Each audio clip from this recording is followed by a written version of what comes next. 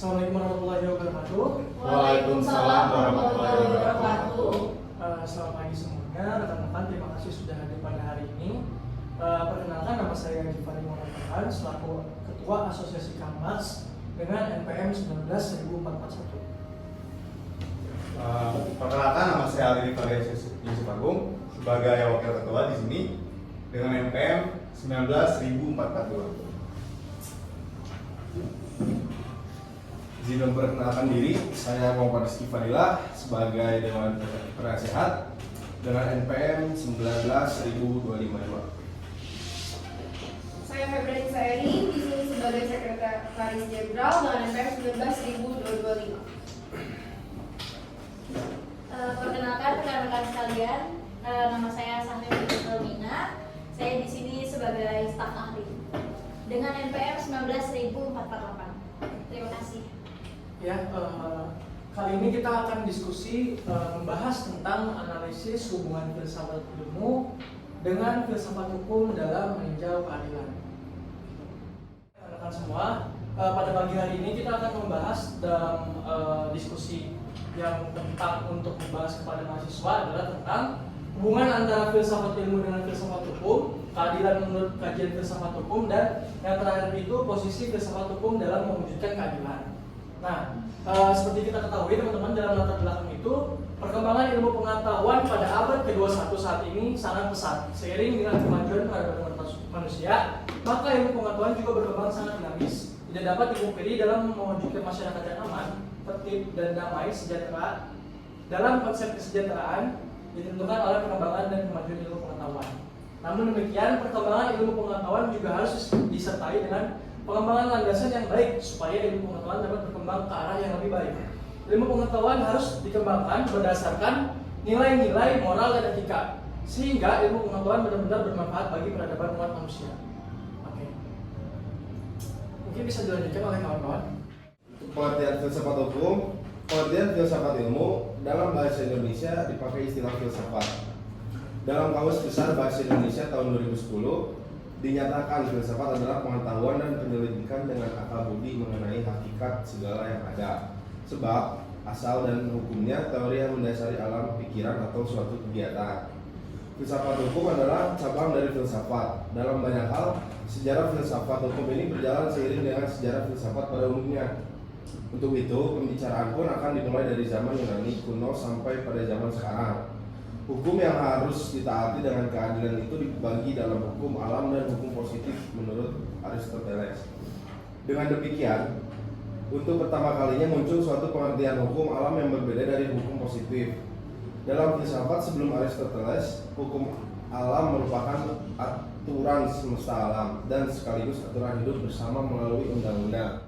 Oke rekan-rekan, dilanjutkan ya. Hubungan antara filsafat ilmu dengan filsafat hukum itu pada dasarnya filsafat hukum ini merupakan bagian tertinggi dalam ilmu hukum setelah dogmatika hukum dan teori hukum.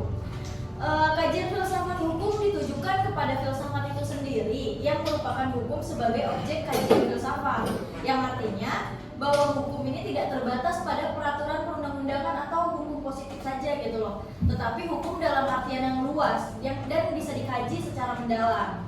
Dalam filsafat hukum juga, hukum akan diabstraksi tuh hingga menjadi asas-asas, norma, dan nilai-nilai. Manfaat mempelajari filsafat hukum ini dapat dilihat dari karakteristik ilmu filsafat itu sendiri, yakni ditinjau dari sifat holistiknya, terus yang mendasar, spekulatifnya, dan reflektif kritisnya seperti apa. Objek filsafat itu juga adalah berbagai hal yang ada di dunia nyata ini, gitu rekan-rekan. Lanjut ya. Jadi hubungan antara filsafat dengan filsafat hukum ini yaitu filsafat ini merupakan karya manusia tentang hakikat sesuatu, sedangkan hukum merupakan sesuatu yang berkenaan dengan manusia. Jadi keduanya mempunyai objek yang sama, yaitu manusia. Ajaran dari filsafat mengharapkan manusia agar berkarya berupa hakikat sesuatu. Sedangkan jika sesuatu itu yang dimaksud adalah hukum, maka yang ditemukan adalah hakikat tentang hukum. Dengan demikian, ketemulah hubungan filsafat dengan hukum itu. Lalu, setelah itu ada hubungan filsafat dengan filsafat dengan filsafat hukum yaitu adalah bahwa ketika filsafat itu terdiri dari beberapa bagian. Salah satu bagian utamanya ialah tingkah laku manusia dari segi baik dan buruk yang khas ditemukan dalam tingkah laku manusia, yaitu baik dan buruk menurut kesusilaan. Berarti pada intinya adalah filsafat hukum itu merupakan cabang dari filsafat, yaitu filsafat etika atau moral. Filsafat hukum yang menjadi objek pembahasannya adalah tentang hakikat atau inti yang sedalam-dalamnya tentang hukum. Dan filsafat hukum merupakan suatu cabang ilmu yang mempelajari lebih lanjut setiap hal yang tidak dapat dijawab oleh cabang ilmu hukum. Gimana? Atau ada tambahan dari rekan-rekan? Kalau menurut aku sih itu udah cukup sih. Iya, kalau kata saya juga cukup sih. Bisa dilanjut mungkin ya Bapak Moderator. Bisa dilanjut. Oke, sekarang kita bahas tentang keadilan ya. Keadilan menurut kajian filsafat hukum. Keadilan menurut kajian filsafat hukum sudah dibahas sejak zaman purbakala oleh para filsuf.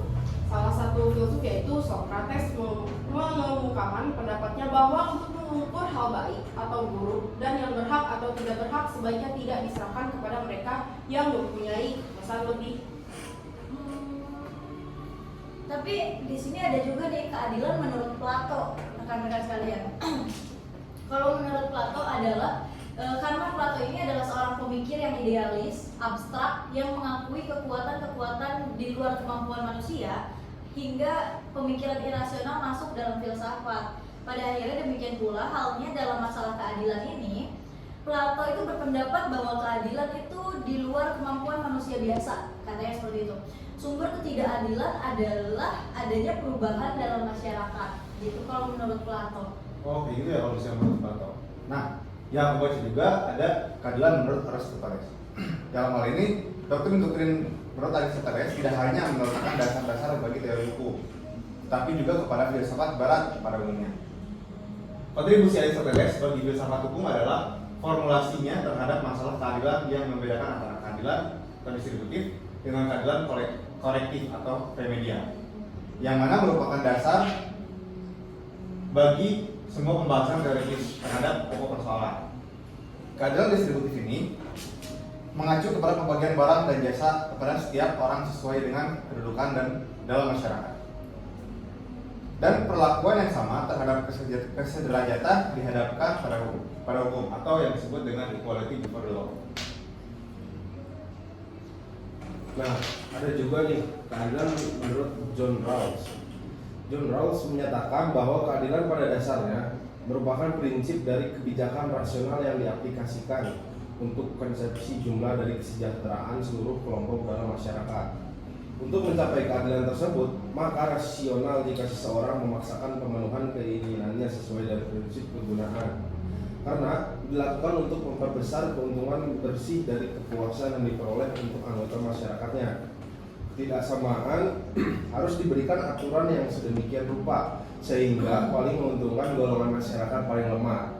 Nah, hal ini terjadi kalau dua syarat dipenuhi. Pertama, situasi ketidaksamaan menjamin maksimum minorium bagi orang yang paling lemah. Artinya, situasi masyarakat harus sedemikian rupa sehingga dihasilkan untung yang paling tinggi yang mungkin dihasilkan bagi orang-orang kecil. Kedua, tidak samaan diikat pada jabatan-jabatan yang terbuka bagi semua orang. Nah, yang maksudnya setiap orang diberikan peluang yang sama besar dalam hidup. Itu sih dari John Rawls. Iya. Mungkin sekarang ini agak dilanjut ke posisi filsafat hukum dalam mewujudkan keadilan itu gitu. Filsafat hukum sangat berperan untuk membangun kondisi hukum yang seadil-adilnya sesuai asas kebenaran. Karena tugas utama dari filsafat hukum ini itu menjelaskan nilai-nilai dasar dan kaidah hukum secara filosofis yang mampu mewujudkan cita-cita keadilan,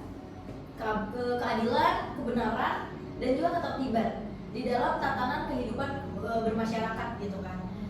Nah, filsafat hukum ini juga sejatinya merupakan cabang ilmu filsafat yang membicarakan apa hakikat hukum, apa tujuannya, dan mengapa hukum itu harus ditaati. Oke, saya lanjut ya. Filsafat hukum memberikan uraian yang rasional mengenai hukum sebagai upaya untuk memberi perkembangan hukum secara universal untuk menjamin kelangsungan di masa depan. Filsafat hukum memegang peranan penting dalam kegiatan penalaran dan penelaahan asas dan dasar etik dan pengawasan sosial yang berkaitan dengan pertama, tujuan-tujuan masyarakat, yang kedua, masalah-masalah hak asasi, dan terakhir adalah kodrat alam. Saya di sini akan membahas mengenai konsep tentang filsafat hukum yang berkaitan dengan pemikiran filosofis. Pada dasarnya manusia menghendaki keadilan. Manusia memiliki tanggung jawab besar terhadap hidupnya, karena hati nurani manusia berfungsi sebagai indeks, yudeks, dan indeks. Proses reformasi menunjukkan bahwa hukum harus ditegakkan demi terwujudnya supremasi hukum dalam rangka menegakkan kebenaran dan keadilan sesuai dengan tujuan hukum, yaitu ketertiban, keamanan, lalu ketentraman, kedamaian, kesejahteraan, kebenaran, dan keadilan. Lalu pemikiran filosofis keadilan yang berkaitan dengan filsafat hukum berkaitan erat dengan yang pemikiran menurut tadi John Rawls, yang mengungkapkan yaitu faktor utamanya itu adalah perimbangan tentang keadilan, lalu kepastian hukum, lalu yang terakhir ada kemanfaatan hukum. Dalam hal ini keadilan berkaitan erat dengan pendistribusian hak dan kewajiban. Hak yang bersifat mendasar sebagai anugerah ilahi sesuai dengan hak aslinya, yaitu hak yang dimiliki seseorang sejak lahir dan tidak dapat diganggu-gugat. Oke. Baik teman-teman, sudah bersama kita lakukan diskusi terkait dengan pembahasan yang sudah kita lakukan tadi. Nah, saya bisa menyimpulkan bahwasannya keadilan itu merupakan upaya untuk menemukan keseimbangan, persamaan, kebenaran, serta memutuskan jika terdapat pelanggaran yang telah diatur secara formalitas. Hal tersebut merupakan keadilan yang bersifat prosedural. Dengan keadilan prosedural diharapkan keadilan yang substansial bisa terwujud. Tanpa adanya keadilan prosedural, maka keadilan itu tidak dapat terwujud, dan juga tanpa keadilan yang substansial, maka keadilan prosedural tidak menyentuh realitas kepada masyarakat. Keadilan merupakan konsep abstrak dalam membentuk cara pandang. Filsafat hukum itu sendiri dapat memberikan pandangan bahwa keadilan diwujudkan dalam hukum. Filsafat dapat memecahkan permasalahan dan pembuktian bahwa hukum juga dapat menyelesaikan persoalan-persoalan yang ada dalam masyarakat. Nah, rasa keadilan itu merupakan hal yang penting yang harus dilaksanakan di setiap kehidupan manusia karena terkait dengan masalah hukum, dan filsafat hukum menghendaki agar tujuan hukum itu tercapai. Nah, dalam secara normatifnya, pelaksanaan keadilan di masyarakat itu berdasarkan pada ketentuan pasal 16 ayat 1 Undang-Undang Nomor 4 Tahun 2004 yang menyatakan bahwa keadilan menjadi wajib untuk tetap ditegakkan. Kendati pun tidak ada ketentuan normatif, dalam tataran praktikal, hakim berdasarkan pasal 5 ayat 1 Undang-Undang Nomor 48 Tahun 2009 mempunyai tugas menggali dan memahami nilai-nilai hukum dan rasa keadilan dalam masyarakat. Nah, dalam keadilan merupakan salah satu tujuan juga sepanjang perjalanan sejarah filsafat hukum, tetap untuk memberikan kepada siapapun sesuai dengan pertumbuhan dan perkembangan masyarakat dalam tuntutan zaman. Toleransi antara filsafat hukum dan keadilan ini sangatlah erat, karena terjadi tali temali antara kearifan, norma dan keseimbangan serta hak dan kewajiban. Hukum tidak dapat dipisahkan dengan masyarakat dan negara. Materi hukum digali, dibuat dari nilai-nilai yang terkandung dalam bumi pertiwi yang berupa kesadaran cinta hukum, cita moral, kemerdekaan individu dan bangsa, peri kemanusiaan, perdamaian, cita politik, dan tujuan negara. Hukum mencerminkan nilai hidup yang ada dalam masyarakat yang mempunyai kekuatan berlaku secara yuridis, sosiologis, dan filosofis. Itu mungkin kesimpulan yang bisa saya ambil rekan-rekan. Semoga diskusi pada pagi hari ini bermanfaat dan kita menjadi tercerahkan atas diskusi kali ini, sehingga kita bisa menjelaskan apa yang hari ini kita diskusikan dan kita bisa mengejawantakan kepada mahasiswa sekalian. Oke. Ditutup aja mungkin seperti itu. Oke, terima kasih atas hadirnya rekan-rekan semua. Semoga diskusi kali ini bermanfaat. Wabillahi taufiq wal hidayah. Wassalamualaikum warahmatullahi wabarakatuh. Waalaikumsalam warahmatullahi wabarakatuh.